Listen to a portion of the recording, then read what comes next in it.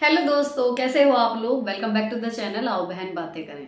देखिए, हमारी लाइफ कितनी भी आगे बढ़ती जाए और हम पेरेंटिंग के किसी भी दौर में हो, अक्सर हमें लगता है कि जो दौर अब चल रहा है वो सबसे मुश्किल है, बस ये निकल जाए तो सब आसान है, बस ये और करना सीख जाए तो सब आसान है, बस मेरा बच्चा इतने साल का हो जाए तो फिर मैं मैनेज कर लूंगी। अक्सर ये होता है। लेकिन जब मैं इस फेज में थी तो अक्सर मैं अपनी एक दो फ्रेंड्स जो उस टाइम पे बात करने के लायक थी, जिनके बच्चे मुझसे बड़े थे, तो मैं उनसे बात किया करती थी। तो मैं भी यही कहा करती थी कि अगर एक बार 5 साल की हो जाए तो फिर टेंशन खत्म, एक बार 6 साल की हो जाए फिर टेंशन खत्म। देन एक मेरी फ्रेंड ने बोला था कि सुन, टेंशन और चैलेंजेस कभी खत्म नहीं होंगे पेरेंटिंग में, केवल उनका स्वरूप बदलेगा।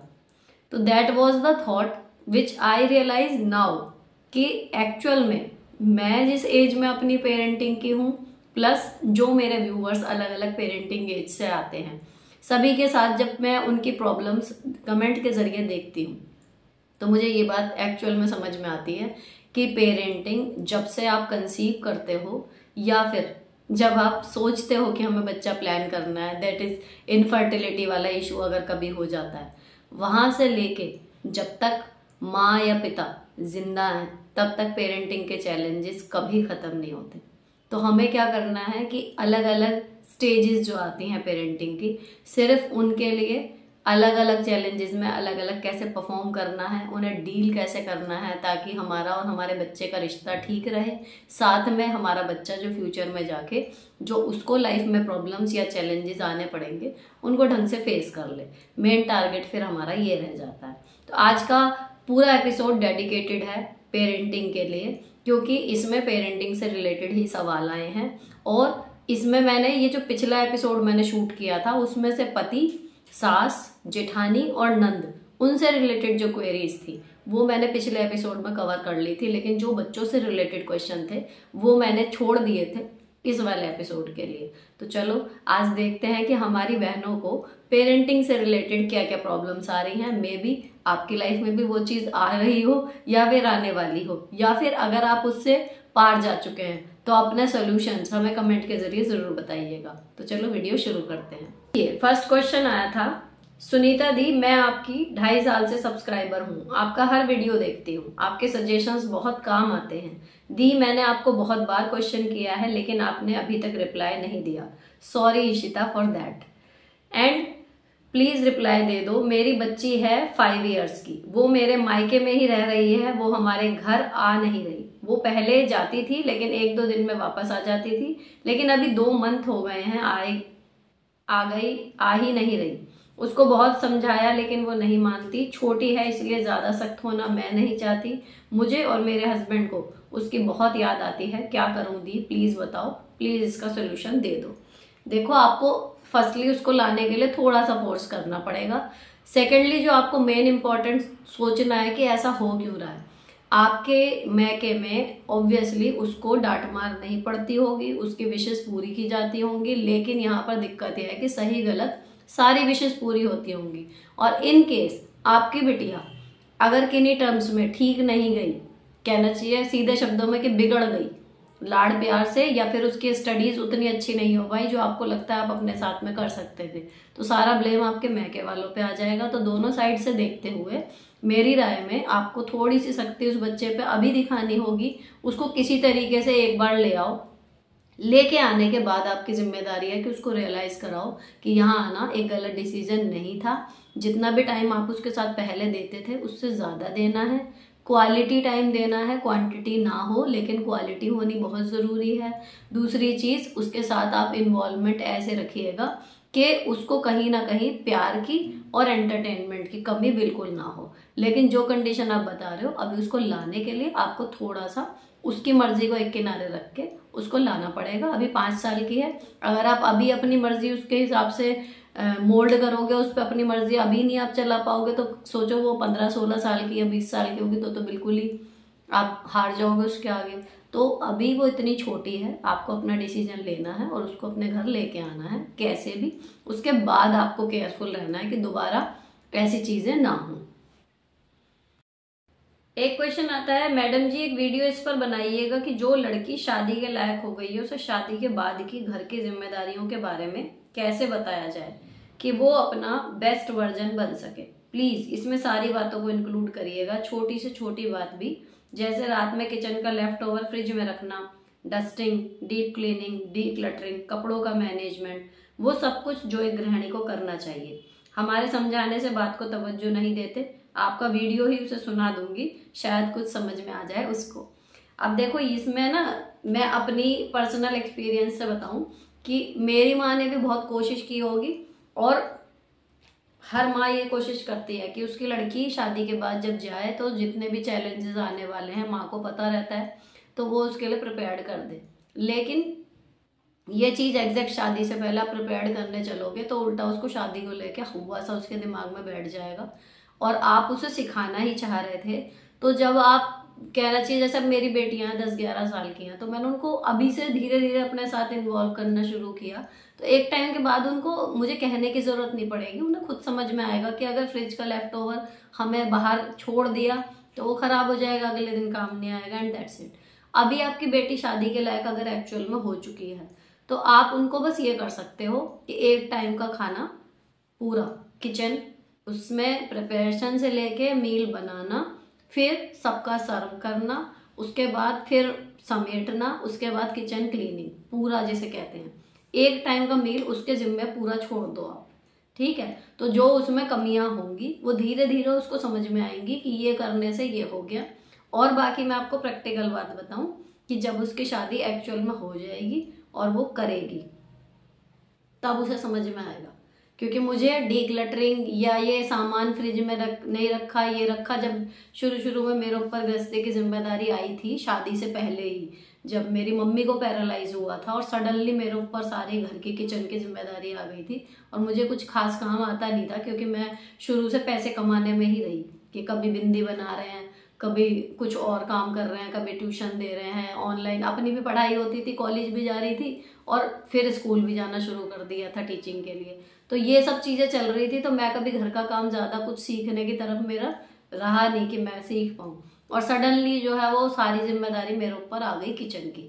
तो कभी दूध फट जाता था, बाहर छूट जाता था, कभी पकाने ही भूल जाती थी, लेके रख दिया, कभी सब्जी बाहर छूट गई, है ना, कभी कोई सब्जी है जो अभी साफ करनी है लेकिन मैं अभी अभी के चक्कर में रह गई, वो सब्जी खराब हो गई। तो धीरे धीरे चीजें मुझे समझ में आनी शुरू हुई कि अगर मैं ये नहीं करूंगी तो इसका खामियाजा यहाँ मुझे ऐसे भुगतना पड़ेगा, या इस चीज को पहले कर लेती तो इतनी देर लगती, अब कर रही हूँ तो ज्यादा देर लगेगी।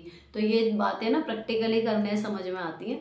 तो आप फिलहाल ये करो कि अपनी बेटी को एक टाइम का पूरा जिम्मा दे दो कि कैसे भी कर, अच्छा बुरा वो तेरा है, उसकी जो तारीफ होगी वो भी तेरी, और जो कमी छूटेगी वो भी तुझे बताया जाएगा कि भाई ये है। तो आप अपनी बेटी को एक टाइम का पूरा काम दे दो। और रही बात डीक्लटरिंग और कपड़ों के मैनेजमेंट, ये सब चीज़ों की, तो उसकी जिम्मेदारी दो उसको अपनी अलमारी की, कि ये चीज़ है, और अगर तुम इसमें कबाड़ मचा के रखती हो दैट इज़ फाइन, उसको नहीं मिलेंगी चीज़ें ऑब्वियसली, अगर वो ढंग से नहीं रखेगी या ढंग से धोएगी नहीं। इन शॉर्ट आप उसका काम करना बंद कर दो। जब वो अपना काम खुद करेगी सारा, तो 1-2 बार ठोकर खाएगी लेकिन वो सीख जाएगी। और जब आदमी अपने आप को संभालना सीख जाता है पहले, उसके बाद फिर वो घर भी संभाल ही लेता है थोड़ा सा पुश और करने से। तो आपको अपनी बेटी का काम करना बंद करना है, प्लस 3 मील में से 1 मील पूरा प्रिपरेशन से लेके किचन क्लीनिंग तक का उसको सौंपना है, वो काफ़ी हद तक एक्सपर्ट हो जाएगी। एक क्वेश्चन आया बेटे से रिलेटेड, और ये एक्चुअली कई क्लास का कई बच्चों से रिलेटेड आता रहता है कि मेरा बेटा 7th स्टैंडर्ड में है, पढ़ने में अच्छा है, लेकिन पढ़ने बैठाओ ऐसा बोलती हूँ कि थोड़े टाइम के बाद ऐसा बोलता रहता है, फिर मोबाइल देखता है, उसके बाद ग्राउंड में खेलने चला जाता है या फिर थक जाता है। अब पढ़ने में अच्छा है लेकिन पढ़ने बैठ नहीं रहा। ये प्रॉब्लम 10 में से 8 पेरेंट्स की होती है। इवन मतलब मेरे बच्चों को भी अगर मैं ना करूं जैसे मैं उन्हें बैठाती हूँ तो शायद वो भी ना बैठे पूरा टाइम, है ना।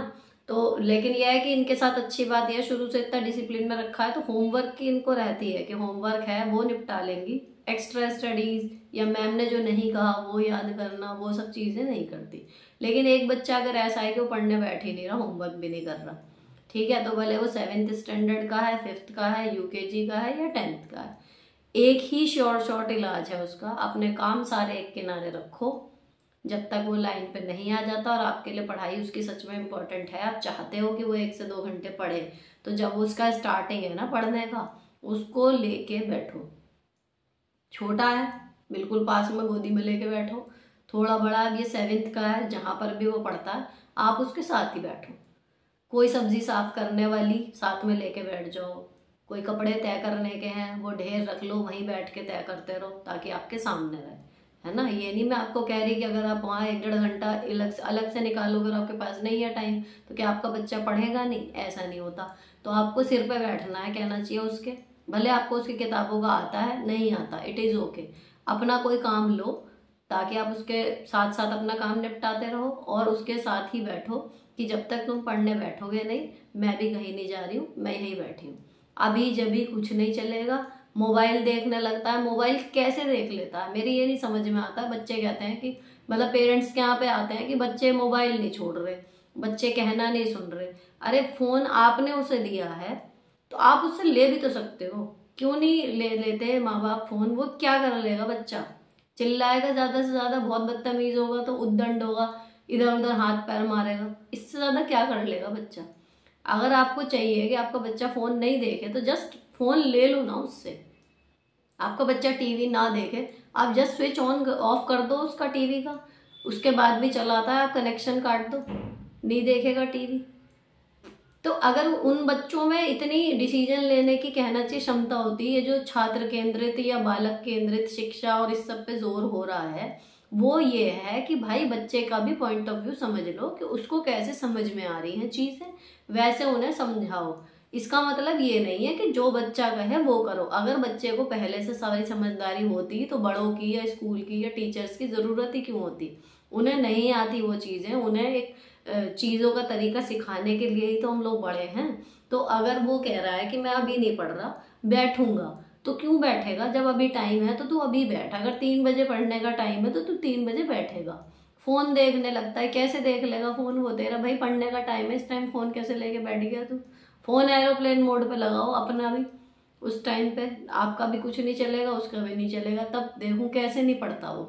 तो उसको आप लेके बैठोगे। और मैं बताऊं, ज्यादा आपको इसमें एम्बिशियस नहीं होना है कि शुरू में ही आपने देखा आज मैं लेके बैठी और आज देखो इसने एक चैप्टर पूरा याद कर लिया। हो सकता है उसका माइंड इतना डिस्ट्रैक्ट हो चुका हो कि वो पहले दिन बैठे ना उसको कुछ पल्ले ही ना पड़े। लेकिन आपको नियम से उसे लेके बैठना है फिक्स टाइम पे। उस टाइम पे फोन एरोप्लेन मोड पे रहेगा, आप उसके साथ बैठेंगी और आधे घंटे 1 घंटे जो आप चाहती हैं वो उतनी देर बैठेगा। भले वो एक सब्जेक्ट लेके बैठे, कोशिश कीजिए अगर 1 घंटा बैठ रहा है तो एटलीस्ट 2 सब्जेक्ट वो उसमें पलट अलट करे। चाहे वो 4 सवाल करे मैथ के, चाहे वो 2 क्वेश्चन आंसर याद करे, चाहे वो एक चैप्टर की समरी निकाले, लेकिन आपको उसे लेके बैठना है, तब वो पढ़ेगा और पढ़ेगा। ऐसा नहीं है कि पढ़ेगा नहीं। अब सर्दियों का मौसम है तो बच्चों को कोल्ड और फ्लू, उससे बहुत ज्यादा रिलेटेड क्वेश्चन आ रहे हैं। तो वैसे ये मेडिकल प्रॉब्लम है, लेकिन कुछ जनरल कमियां हम माएँ कर देती हैं जिनकी वजह से ये बार बार रिपीट होता है ना। इससे रिलेटेड क्वेश्चन आया है कि मेरी एक प्रॉब्लम है, आई होप इसका जवाब पता होगा। मेरा बेटा ग्रेड 1 में है, जब से गया है स्कूल में 8 लंबे हो गए हैं। अब वो काफी जल्दी कोल्ड एंड कफ का शिकार हो जाता है, जबकि हम उसके साथ जितना हो सके घरेलू उपचार करते हैं, पर वो पूरी तरह ठीक नहीं होता, जिससे मैं काफी परेशान हूँ। और इसमें भी यही है कि किसी ने उसमें जवाब दिया कि शायद आपको मालूम हो एवरी ईयर वैक्सीन लगवाना पड़ता है, flu vaccine, very costly, private clinic में ही लगवाना। तो देखो ये फ्लू वैक्सीन का तो मुझे कोई आइडिया है नहीं कि इस तरीके की कोई वैक्सीन लगाई जाती है, लेकिन जो कोल्ड एंड कफ है सिंपली 2 रीजन है। एक तो टेम्परेचर चेंज, सडन, पूरी ठंड में कोल्ड होता है ऐसा नहीं है, जब हम सर्दी गर्मी में होते हैं ना तब हमें कोल्ड होता है। आप ये चीज प्रैक्टिकली अप्लाई करके देखना। अगर आपके घर का टेम्परेचर काफी गर्म है और बाहर बिल्कुल ठंडा है, सडनली जो चेंज होता है ना, फ्लक्चुएशन जो आता है टेम्परेचर में, कोल्ड उससे लगता है ना। या फिर आपके घर में एकदम से ठंडा है, फिर कहीं और गए आप गर्मी में, ये जैसे एसी में नहीं कहते, तो अगर क्योंकि खाली सर्दी से कोल्ड हो रहा होता तो कभी भी मई जून की गर्मियों में जो कोल्ड एंड फ्लू लग जाता वो ना होता। तो जो कोल्ड का मेन रीजन है वो टेम्परेचर कम होने से ज्यादा टेम्परेचर का फ्लक्चुएशन है, एक तो आपको उसे देखना है कि कहाँ पर आपके बच्चे को इस परिस्थिति को फेस करना पड़ रहा है। स्कूल जा रहा है तो हो सकता है वो 2 व्हीलर पे जा रहा हो, अगर वो गाड़ी में जा रहा है तो गाड़ी में जा रहा है, घर में भी बंद है, गाड़ी में भी बंद है, वहां पर जा रहा है, ठीक है। तो वो टेम्परेचर फ्लक्चुएशन आपने ऑलमोस्ट कंट्रोल कर लिया, पहला रीजन हो गया। दूसरा क्या होता है, बच्चे की इम्यूनिटी, ठीक है ना। इम्यूनिटी अगर स्ट्रांग होगी तो बीमारी के कीटाणु आते भी हैं तो असर नहीं करते।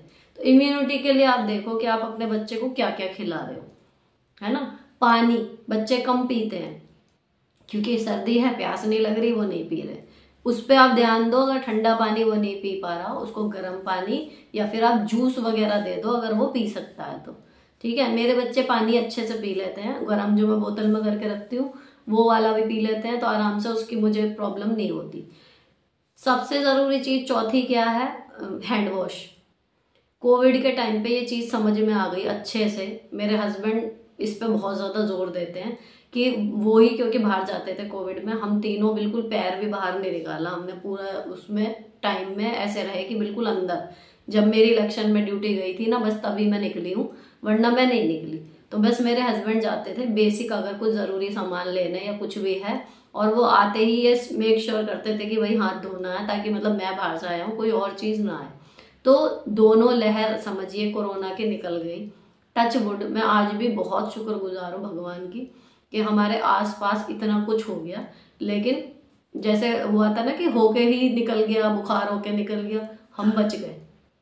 तो उसमें आपको जो हैंड वॉश है ना, वो केवल कोविड के लिए नहीं था, वो आगे तक के लिए। अगर आप रेगुलरली खाने से पहले हाथ धोने की, प्रॉपर हाथ धोने की आदत बच्चे में डेवलप कर लेते हैं तो आपका बच्चा वैसे ही आधी से ज़्यादा बीमारियों से बच जाएगा। तो छोटा बच्चा है, उसको आप हैंड वॉश अगर सर्दी में नहीं कर सकते, उसको एक सैनिटाइजर दो, उसका प्रॉपर तरीके से यूज़ करना सिखाओ कि बेटा कुछ भी खाने से पहले ये कर लेना। उसको बैक्टीरिया से रिलेटेड ऐड दिखाओ, ये वो उसके दिमाग में फीड कर दो कि हाँ आपके हाथ में जर्म्स होते हैं और आपको कुछ भी अपने मुंह के पास लाने से पहले हाथों को अच्छे से वो करना है। बाकी कोल्ड और कफ वाले वो कि हैंकी यूज़ करना, ये वो उसको आपको थोड़ी सी हैबिट्स चेंज करनी पड़ेंगी। एक चीज़ ये हो गई। अगली एक सबसे इम्पॉर्टेंट और बहुत ही माइनर सी गलती होती है, लेकिन उसका मेजर इफेक्ट होता है छोटे बच्चों में भी और इस एज ग्रुप में भी जिसकी आप बात कर रहे हो। अक्सर जो हम टॉप और बॉटम पहनते हैं उसके बीच में गैप होता है, और इनर वगैरह हमने लेयरिंग तो कर दी 3-4, लेकिन जब वो बच्चा हाथ ऐसे ऊपर करता है तो वो उसके साथ उठता है और कमर बीच में से खुल जाती है। ये मैंने अपने स्कूल के बच्चों में भी देखा है, मैं उनको भी कहती हूँ कि टक इन करो, टक इन करो। तो जो अंदर वाली लेयर है, सबसे नीचे जो इनर होता है आपका वुलन, जो थर्मल आप पहना रहे हो, उसको थोड़ा सा लंबा लिया करो ताकि वो अच्छे से आपके बच्चे के जो बॉटम में उसने पैंट या पजामी पहनी हुई है, जो इनर की पजामी और इनर का टॉप कहना चाहिए, वो उसको आपस में बढ़िया से टक इन कर दो ताकि वो हाथ ऊपर नीचे कैसे भी कूदे फांदे वो निकलना नहीं चाहिए। तो उसके लिए आपको ऊपर वाला टॉप थोड़ा सा बड़ा लेना होगा ताकि वो अच्छे से यहाँ तक, उसकी जहाँ तक उसने अंडरवियर जो पहना हुआ है ना वहां तक अच्छे से टक हो जाए, ताकि बच्चा है लापरवाही से खेले तब भी वो एकदम फ्री रहे। तो जब वो हाथ ऊपर करेगा, ये वो जो ये एकदम से हवा जाती है ना पेट में से, हम नोट नहीं करते। अक्सर ये चीज़ बहुत ज़्यादा मतलब बच्चों के कोल्ड और कफ का ना बहुत बड़ा मेन रीज़न होता है। हमें लगता है हमने ये भी पहना रखा है, वो भी पहना रखा है, पता नहीं क्यों इसे ठंड लग रही है। अक्सर वो ठंड गुजरी होती है यहाँ से, या फिर दूसरी चीज़ यहाँ से गले पे देख लीजिए कि एक आध लेयर से बच्चे का यहाँ से पैक है या नहीं है, ठीक। बाकी हाथ उसके खुले रहें, माथा ये सब खुला रहे, कुछ फर्क नहीं पड़ता। दूसरी एक आपको सिर का है, अगर आपने कैप लगाई है, ये बड़ों के लिए भी, अगर आप कैप लगाते हो, शॉल पहनते हो सिर से, तो फिर आपको वो पहन के ही रखना है, और अगर आप नहीं लगाते हो तो नहीं लगाना है। आपने सडनली सब कुछ तोप लिया, सडनली सब कुछ उतार दिया, तो वही फिर टेम्परेचर फ्लक्चुएशन वाला सीन हो जाता है। आपने बच्चे को सुबह लगा के भेजा सब कुछ, और वहां पे जाके उसने फिर उतार दिया, और आते टाइम हो सकता है उसे याद नहीं रहा।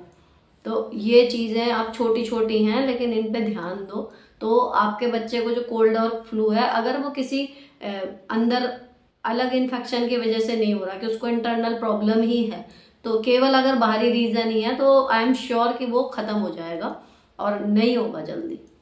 अब आज का लास्ट क्वेश्चन है अगेन गर्ल चाइल्ड के बीच में कि इन्होंने मतलब पहले ये लिखा है कि हाँ I come back from work, teacher हूँ, I feel so tired and exhausted that I don't feel like doing any extra household work, but then I play your vlogs on autoplay and I get motivated and I am able to do all the work to hands. Thank you darling.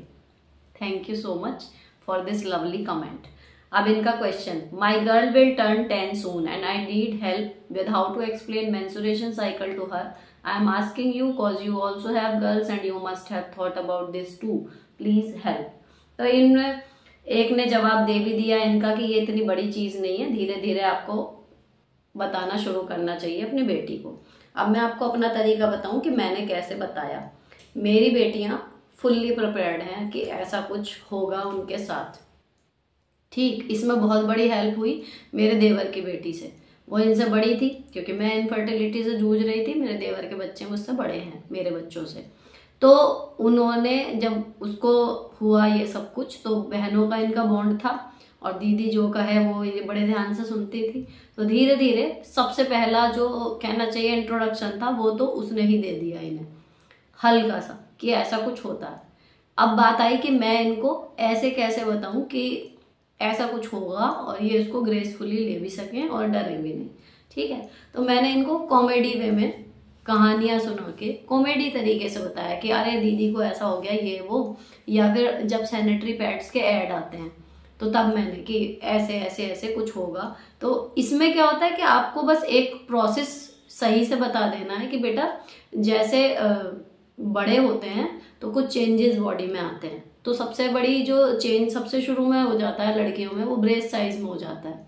तो मैंने इनको वो चीज़ शुरू हो चुकी थी, तो फिर मैंने इनको यही बताया कि देखो अभी पहले आपको यहाँ पे कुछ नहीं था ना, अभी शुरू हो गया, तो ऐसे ही और भी चेंजेस आएंगे बॉडी में। देखो आपका और मम्मी का बॉडी एक सा थोड़ी है कि नहीं। तो फिर यही हुआ था कि तो कुछ चेंजेस आते हैं एज के अकॉर्डिंग, उसके बाद धीरे धीरे बॉडी चेंज होती है। उनमें से एक चेंज ऐसा भी आएगा।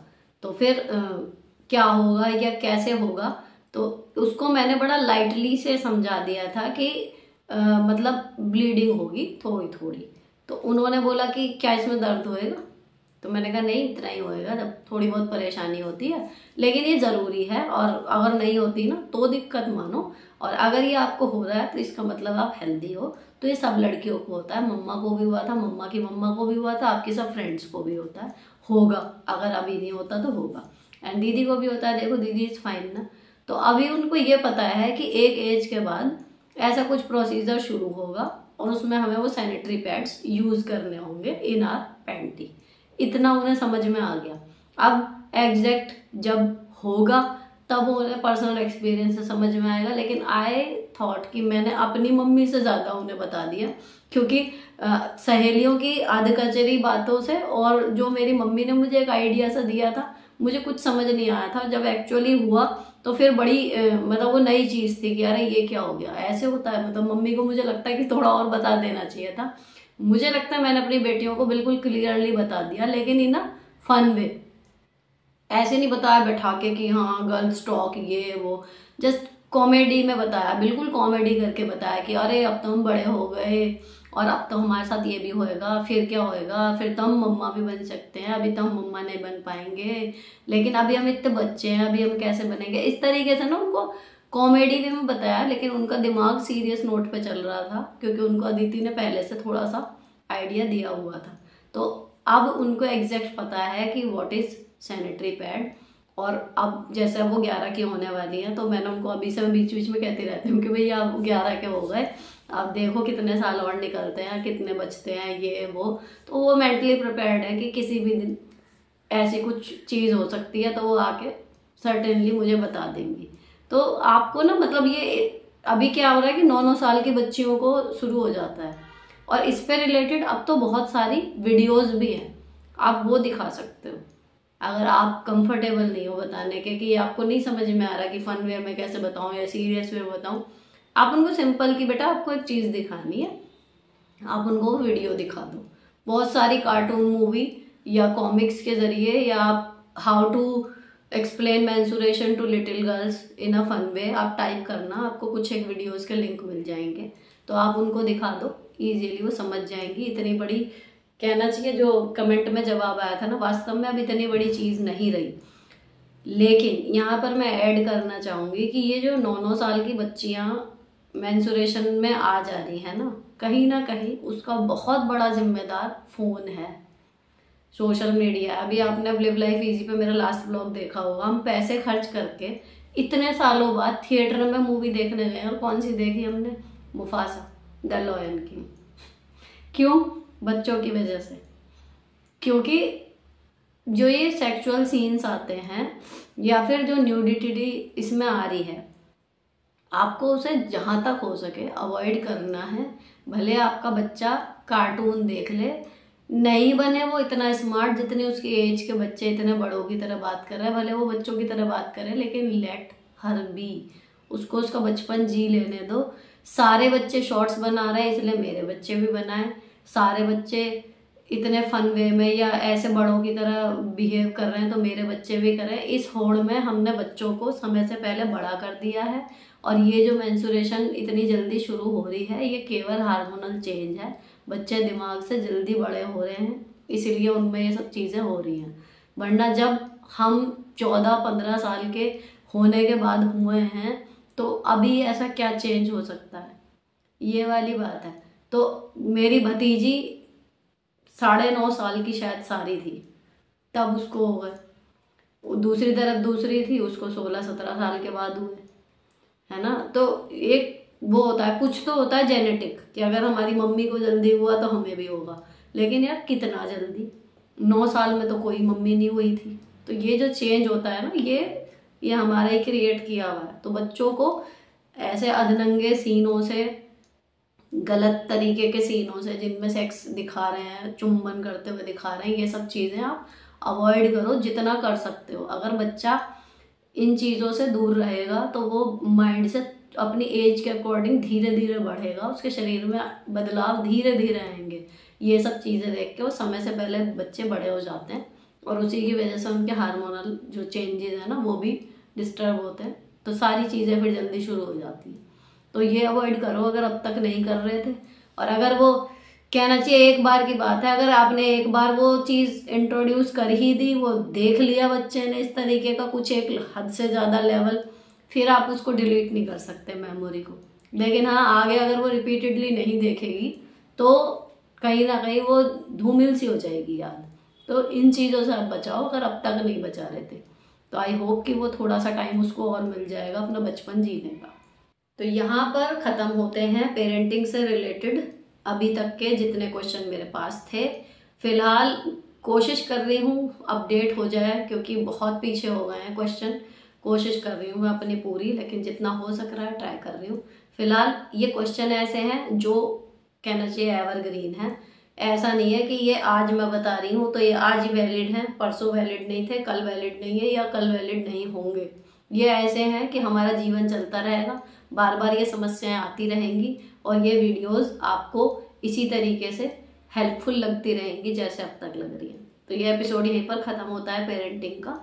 अगर अच्छा लगा हो तो चैनल को सब्सक्राइब कर लेना। वर्किंग मॉम हो या हाउस वाइफ हो, घर और काम मैनेज करने में दिक्कत आ रही है तो मेरे ब्लॉग चैनल पे आ जाना, that is live life easy. अगर शॉपिंग के शौकीन हो, अच्छी और सस्ती शॉपिंग आपको करने का शौक है तो मेरे shopping channel justify your blessings में सुनीता पर आ जाना।